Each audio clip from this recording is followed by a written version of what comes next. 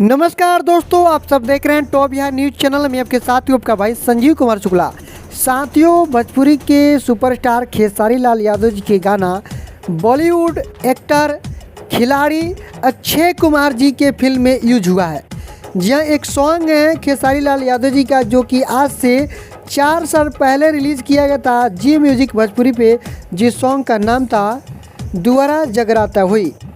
और इस सॉन्ग को खेसारी लाल यादव जी और प्रियंका सिंह गाई थी अपने सुमधुर आवाज़ में।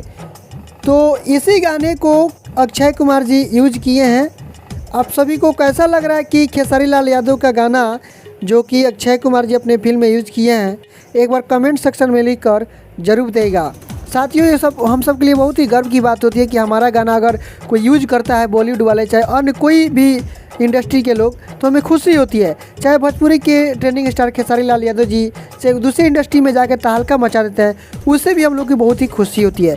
बस आप सबका सपोर्ट ऐसे ही बना रहे खेसारी लाल यादव जी पर, और भी एक से एक आप सभी को देखने को मिलेगा जलवा। तो ये अपडेट था, आप सभी को कैसा लगा हमें कमेंट बॉक्स में लिख कर जरूर देगा। तो साथियों, फिर से मिलते हैं एक लेटेस्ट अपडेट के साथ। तब तक लिए टेक केयर, बाय बाय।